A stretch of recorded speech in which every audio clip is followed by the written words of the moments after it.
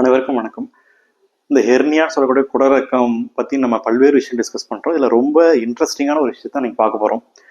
So இந்த வீடியோவை நான் ஏன் போஸ்ட் பண்ணுறேன்னு பார்த்தீங்கன்னா, என்கிட்ட ட்ரீட்மெண்ட் எடுத்த ஒரு பேஷண்ட் வந்து, டாக்டர் இதை பற்றி நீங்கள் பேசுங்க, இதை பற்றி பேசும்பொழுது நிறைய பேருக்கு இந்த சர்ஜரி பற்றி ஆங்ஸைட்டி, அதாவது பயம் குறையும் அப்படின்னு சொன்னாங்க. கட்டாயம் வேண்டுகோள் ஏற்ப தான் அந்த வீடியோ நம்ம மேக் பண்ணியிருக்கோம். ஸோ அவர் என்ன சொன்னார்னா, டாக்டர் இப்போ இந்த மாதிரி ஹெர்னியான்னு நாங்கள் உங்ககிட்ட வரோம், நீங்கள் செக் பண்ணி பார்க்குறீங்க, டெஸ்ட்லாம் எடுத்துகிட்டு ஓகே சர்ஜரி பண்ணிக்கலாம் அப்படின்ட்டு லேப்ராஸ்கோபி சர்ஜரி பண்ணுறீங்க, டிஸ்சார்ஜ் ஆகிறோம்.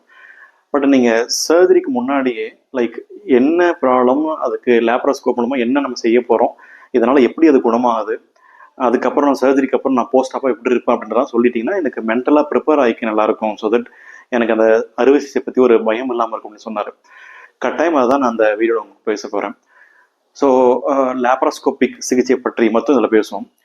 ஸோ ஒரு ஹெர்னியா அப்படின்னு வரும்பொழுது பேசிக்காக நம்ம சொல்லியிருக்கோம், வயிற்றுக்குள்ளே இருக்கிற ஒரு குடல் கொழுப்போ அல்லது குடலோ வந்து வீக் ஸ்பாட், அதாவது வயிற்றின் மேல் பகுதியில் உள்ள வீக்னஸில் லேசாக இறங்கி வந்து ஒரு புடப்பு ஒரு பல்ஜோடு இருக்கிறது ஹெர்னியா.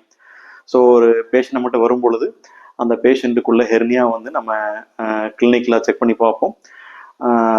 ஒரு அல்ட்ராசவுண்ட் ஸ்கேன்ஸோட சின்ன ஸ்கேன்ஸ் இது பார்ப்போம்.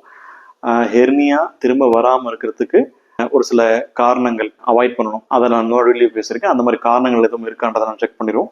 அதே போல் அறுவை சிகிச்சை செய்வதற்கு முன்னாடி ஸ்மோக்காக இருந்தால் ஸ்மோக்கிங்கை ஸ்டாப் பண்ண சொல்லுவோம். வேறு எதுவும் பிளட் சுகர் அதிகமாக இருக்குன்னா அதை கண்ட்ரோல் பண்ணுறது, இல்லை பிபி அதிகமாக இருந்தால் கண்ட்ரோல் பண்ணுறது, இது போல் விஷயங்களை பண்ணி அவர்களை சர்ஜரிக்கு ஃபிட் ஆன மாதிரி நம்ம வந்து ரெடி பண்ணோம்.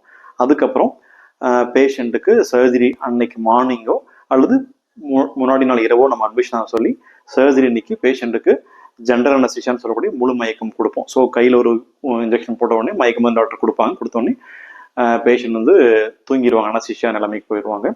ஸோ சர்ஜரி முடிஞ்சு அவங்க வெளியே அந்த ரெக்கவரி ரூமுக்கு வர்ற வரைக்கும் அவங்களுக்கு எந்த ஒரு வலியோ ஒரு அவேர்னஸோ ஒரு பெயினோ தெரியாது. ஸோ அனஸ்தீசியா கொடுத்த அப்புறம் 3 நுண்துளைகள் லேப்ராஸ்கோப் துளைகள் போட்டு லேப்ராஸ்கோப் மூலமாக உள்ள அந்த ஹெர்னியான்னு சொல்லக்கூடிய பகுதியில் உள்ள அந்த கண்டென்ட்ஸ் சொல்லுவோம், அந்த குடல் கொழுப்போ இல்லை குடலோ வயிற்றுக்குள்ளாரே மீண்டும் எடுத்து நம்ம வைத்து விட்டு அந்த வீக்கான பகுதியை மெஷ் அப்படின்னு சொல்லக்கூடிய வலைகள் வைத்து அந்த இடத்த அதில் ஃபிக்ஸ் பண்ணிடுவோம். அந்த வலைகள் நவராமல் இருக்கிறத ஃபிக்ஸ் பண்ணிடுவோம். சர்ஜரி பண்ணிவிட்டு சர்ஜரிக்கு அப்புறம் ரெக்கவரி ரூமில் வச்சுட்டு அன்னைக்கு நம்ம ரூமுக்கு ஷிஃப்ட் பண்ணிடுவோம். அதுவும் கொஞ்சம் யங் பேஷண்ட்ஸ் வேறு எதுவும் ப்ராப்ளம் லைக் பிபி சுகர் அந்த மாதிரி வேறு எதுவும் ப்ராப்ளம் இல்லைன்றவங்களுக்கு பார்த்தோன்னா மார்னிங் சர்ஜரி பண்ணால் ஈவினிங்கே பேஷண்ட்டை டிஸ்சார்ஜ் பண்ணிடுவோம். ஒரு மைல்டு அனர்ஜெசிக், அதாவது பெயின் கில்லர், கான்ஸ்டிபேஷன், அதாவது மோஷன் போகும்போது ஸ்ட்ரெயின் பண்ணாமல் போகிறதுக்கு ஸ்டூல் சாஃப்ட்னஸ் கொடுத்துருவோம். டே 1லேருந்தே பேஷண்ட்டை அவங்களவே எந்திரிச்சு நடக்க சொல்லுவோம். ரெஸ்ட் ரூம்லாம் அவங்களே போயிட்டு வந்துக்கலாம். 7th day or 6th day patient review வந்து ஒரு டைம் சர்ஜரி பண்ண இடத்த நம்ம பார்த்தோம் அப்படின்னா from 8th day they will be allowed to do their routine like office ஜாபாக இருந்தால் 7th or 8th டேலேருந்து பேஷண்ட்டை டைம் போய்க்கலாம்.